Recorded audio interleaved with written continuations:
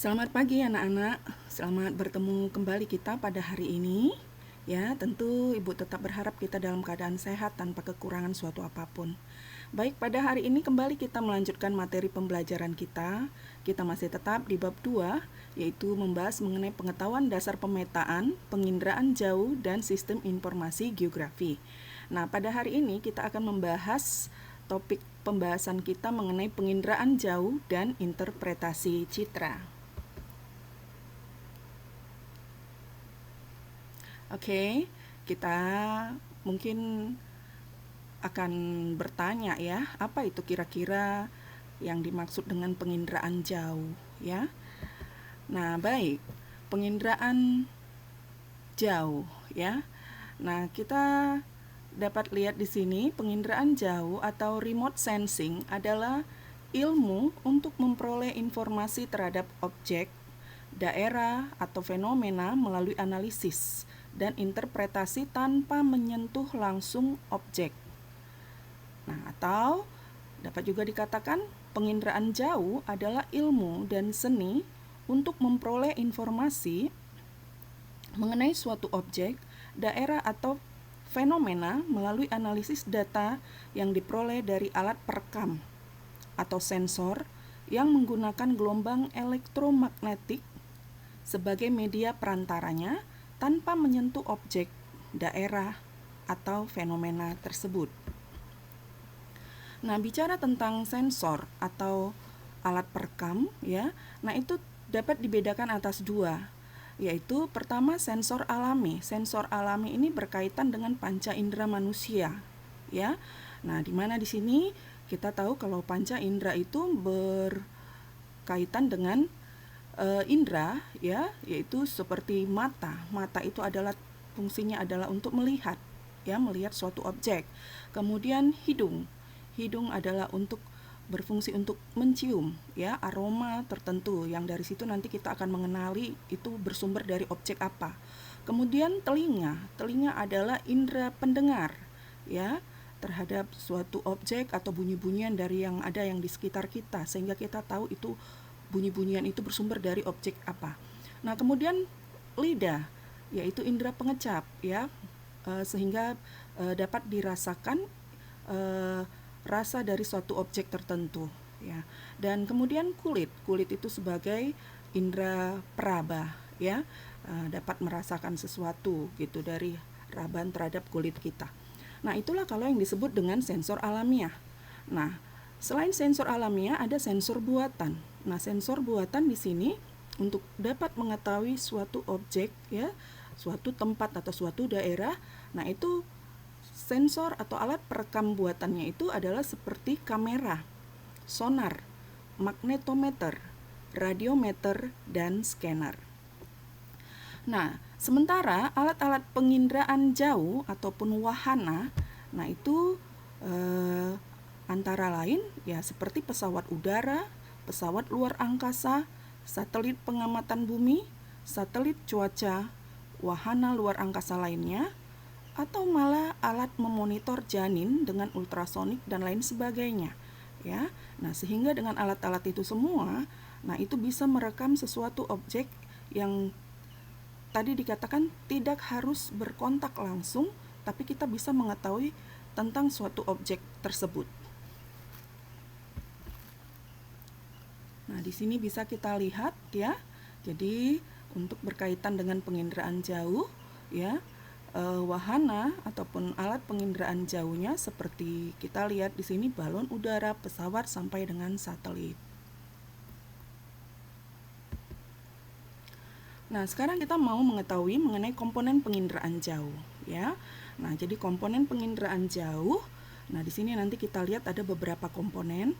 Nah, yang pertama itu adalah energi ataupun tenaga. Nah, di sini fungsi dari energi ataupun tenaga adalah untuk menyinari objek permukaan bumi dan memantulkan pada alat pengamat atau sensor. Sistem tenaga dalam proses inderaja terdiri atas sistem pasif. Nah, di mana sistem pasif ini? Nah, ini menggunakan tenaga matahari atau disebut juga dengan energi gelombang elektromagnetik alamiah ya. Nah, kemudian selain sistem pasif, ada juga sistem aktif.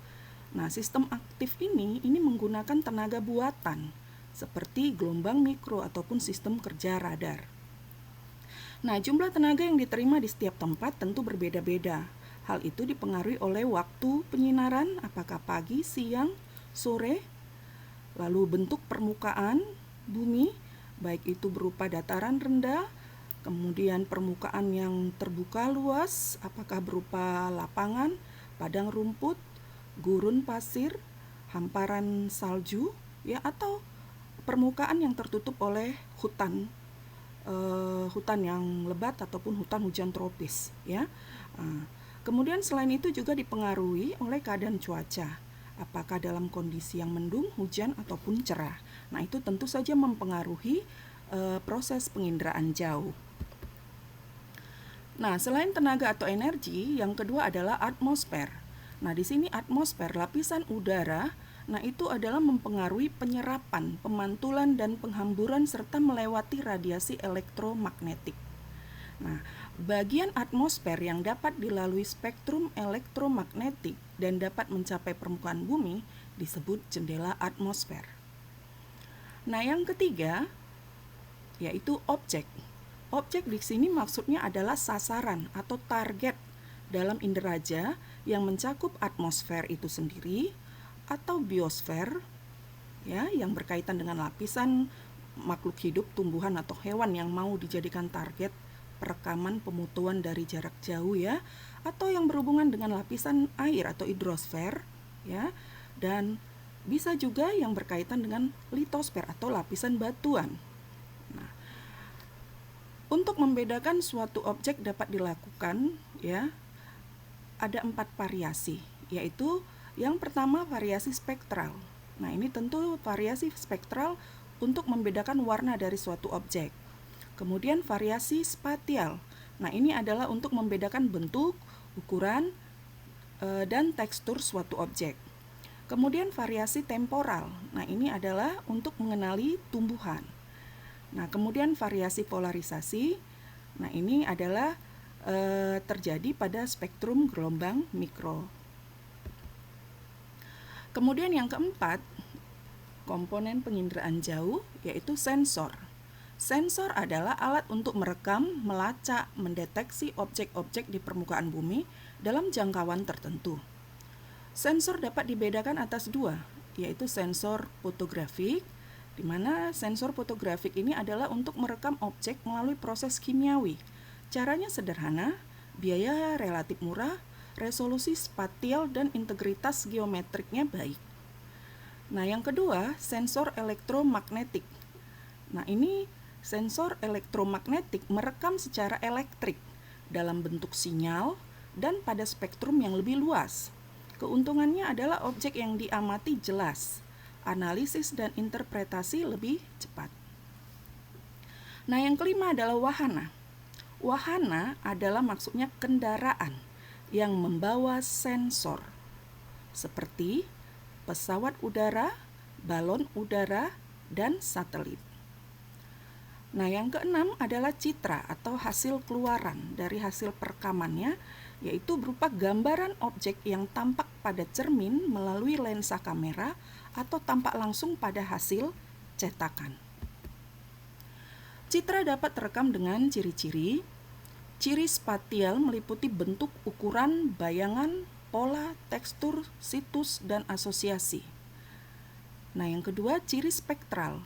Nah, ini dihasilkan oleh tenaga elektromagnetik dengan benda yang dinyatakan dengan rona dan warna.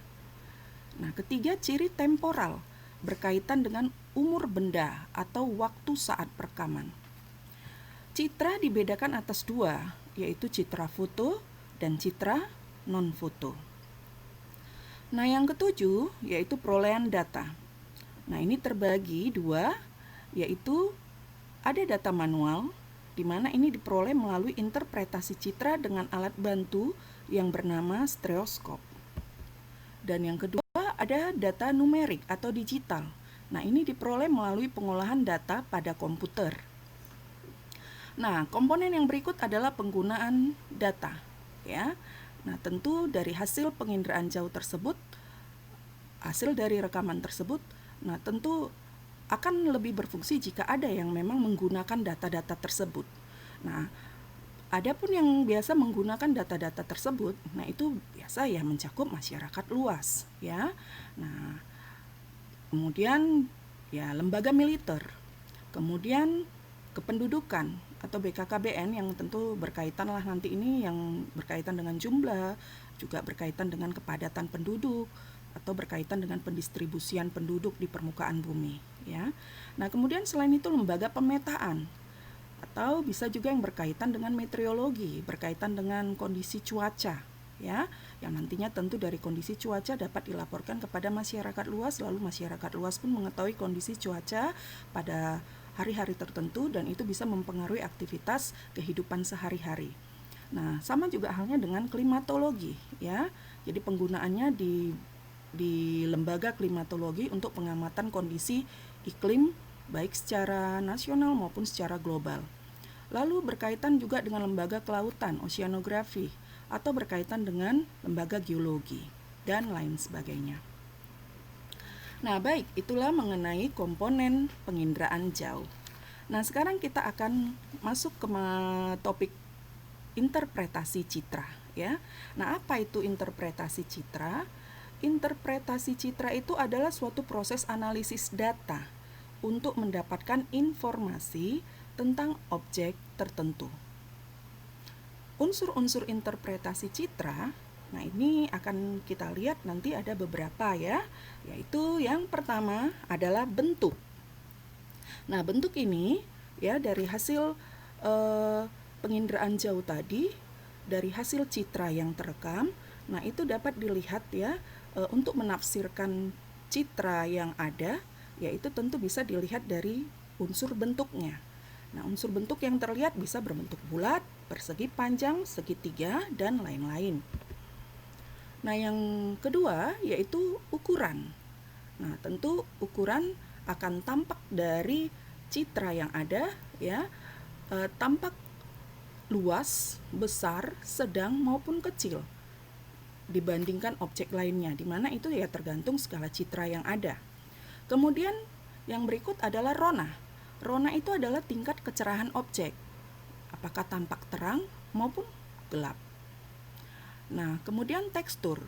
Tekstur di sini adalah tingkat kekasaran objek, apakah tampak halus, sedang, atau kasar. Nah, kemudian adalah bayangan.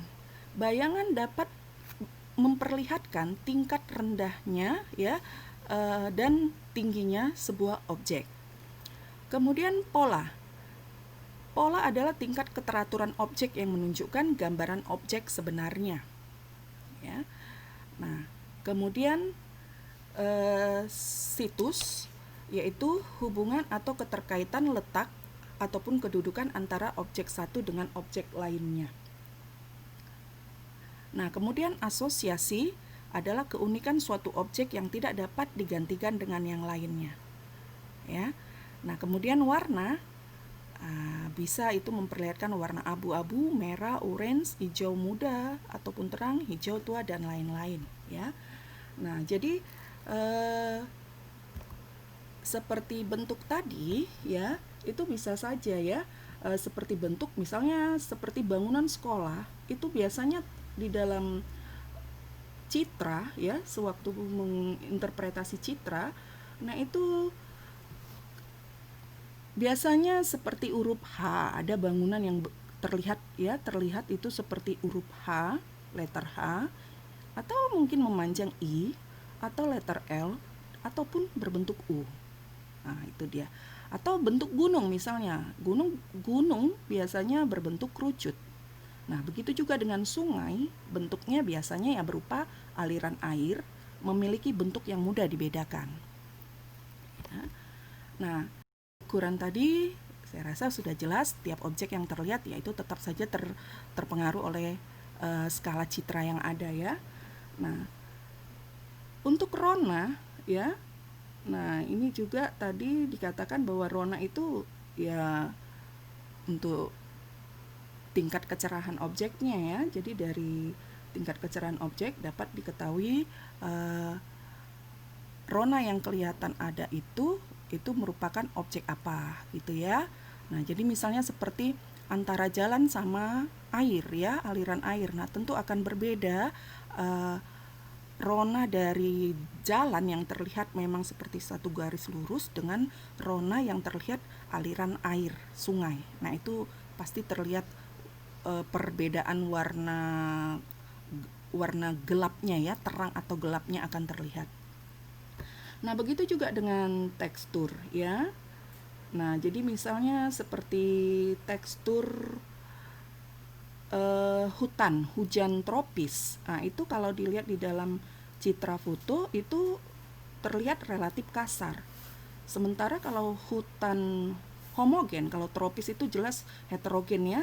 Kalau hutan homogen, misalnya seperti hutan bakau atau hutan pinus, misalnya seperti itu ya, itu terlihat lebih teksturnya lebih sedang, agak berbeda dia dengan hutan tropis tadi. Begitu juga dengan tekstur semak-semak ya, atau padang rumput, sabana atau stepa. Nah, itu justru kelihatan teksturnya lebih halus. Nah, itu mengenai tekstur ya. Nah, kemudian mengenai bayangan, nah itu ya mengenai ketinggian rendahnya ya, tadi bisa dipahami. Nah, kemudian mengenai pola. Nah, ini misalnya pola ya. Pola tadi tingkat keteraturan. Nah, misalnya seperti pemukiman penduduk. Wilayah perkampungan itu biasanya ya ada yang berpola linier, terpusat ataupun menyebar. Nah, misalnya seperti itu. Kalau yang di kompleks perumahan biasanya ya lebih teratur ya, lebih teratur. Sementara kalau yang perkampungan biasa itu lebih yang bersifat bergerombol gitu. Begitu juga dengan perkebunan. Nah, itu polanya biasanya lebih teratur ya, karena penanaman pohon-pohonnya itu ya memang terorganisir, ada jarak-jaraknya yang memang lebih terlihat lebih tetap. Nah, itu disebut dengan pola ya, tingkat keteraturan tadi. Nah, kemudian situs. Situs itu misalnya katakanlah seperti hutan bakau ya. Hutan bakau itu ada di, tentu saja situsnya keterkaitannya dengan objek lainnya yang terhadap di sekelilingnya, yaitu hutan bakau terdapat di dataran rendah. Ya, di dataran rendah khususnya di daerah pesisir ataupun wilayah pantai berair payau misalnya, itu dia. Nah, kemudian dengan asosiasi, nah itu misalnya contohnya keunikan suatu objek yang tidak dapat digantikan dengan area lain ya, misalnya seperti area parkir. Nah, itu tentu saja area parkir berasosiasi dengan gedung perkantoran. Atau bisa juga lapangan sepak bola itu berasosiasi dengan gawangnya ya. Jadi dilihat ada lapangan lalu kita lihat ada gawang, oh ini berarti adalah lapangan sepak bola. Nah, itu dari yang dimaksud dengan asosiasi ya, pada saat kita menginterpretasikan citra suatu gambar hasil dari penginderaan jauh. Nah, oke, kalau warna, nah ini tentu ya terlihatlah dari warna dari objek yang terlihat ya, tentu bisa jadi rona dari seperti tumbuhan atau pemukiman atau perumahan. Nah, itu terlihat dari atap-atap dari rumah tersebut ya, sehingga ada kesannya warna merah, orange, hijau untuk tumbuhan ya, abu-abu bisa jadi untuk jalan, ataupun lebih pekat lagi ya seperti wilayah perairan, aliran sungai. Nah, ini bisa kita lihat misalnya contoh di sini ya. Nah, baik. Nah, ini adalah interpretasi citra secara umum dari foto udara ya. Jadi biasanya kalau untuk jalan raya, nah itu biasanya ya warnanya itu ya abu-abu. Nah, bentuknya sudah pasti memanjang, ada persimpangan. Nah, itu sudah pasti kita dapat mengidentifikasikan itu adalah jalan raya. Nah, kemudian untuk perumahan, ya warna merah ataupun orange cerah. Nah, itu bisa terlihat dari atap ya, dari bangunan itu sendiri. Nah, kemudian bentuknya ya persegi, memanjang, bergerombol. Nah, kemudian ukuran ya relatif, ada yang kecil, sedang, besar ya. Jadi kalau untuk perumahan mungkin ya relatif kecil lah jika dibandingkan kalau gedung sekolah, rumah sakit, pabrik. Nah, tentu jelas dia relatif lebih kecil. Nah, baik. Kemudian persawahan. Persawahan biasa ya yang terlihat ya warna ya Warna itu hijau terang ataupun lebih relatif muda. Lalu teksturnya yaitu lebih relatif halus, ya. Lalu bentuk sudah pasti kotak-kotak ataupun persegi. Nah, begitu juga dengan hutan tropis, ya. Kalau hutan tropis warna terkesan hijau gelap, ya. Lalu tekstur relatif kasar. Ya, situs biasa terdapat di wilayah dataran tinggi ataupun pegunungan. Nah, asosiasinya biasa ya kan ada terlihat aliran sungai gitu ya. Nah, baik. Yang berikut misalnya hutan bakau. Nah, hutan bakau ya warna hijau tapi relatif lebih tua. Nah, kemudian teksturnya agak kasar. Kemudian situs ya di wilayah pantai. Asosiasinya keterkaitannya atau tanda-tandanya ya sudah pasti berhubungan dengan laut. Nah, baik. Nah, langkah-langkah interpretasi citra ya tentu ya pertama dapat dilakukan dengan cara deteksi, yaitu proses mencari tahu suatu gejala dengan sensor. Kedua, identifikasi, proses pembacaan foto. Nah, ketiga, analisis, proses pengelompokan citra yang sama. Dan yang keempat, deduksi atau pengambilan kesimpulan dan hipotesis. Ya. Nah, adapun manfaat interpretasi citra penginderaan jauh bagi kehidupan manusia, ya tentu saja banyak ya. Nah, tapi di sini kita ada beberapa hal saja, yaitu yang pertama memberikan informasi mengenai keadaan dan perubahan lahan. Kedua, membantu dalam menganalisis perairan. Ketiga, membantu dalam menganalisis keadaan cuaca dan iklim. Keempat, menyajikan model, relief, dan kemiringan lereng. Kelima, memberikan gambaran atau pemetaan daerah bencana. Ya. Nah, di sini bisa kita lihat ya. Nah, jadi baiklah, inilah pembahasan materi kita untuk hari ini. Semoga semuanya kita ya, kamu yang sudah mendengarkan pemaparan penjelasan e-book ini bisa mengerti dan memahaminya. Nah, baik, jangan lupa tetap belajar, diulang-ulang pelajaran supaya tetap bisa makin paham dan makin mengerti. Nah, baik anak-anak, sampai di sini dulu. Nah, untuk pertemuan yang akan datang akan kita lanjutkan ke materi yang selanjutnya. Baik, salam sehat buat semuanya. Sekian dan terima kasih.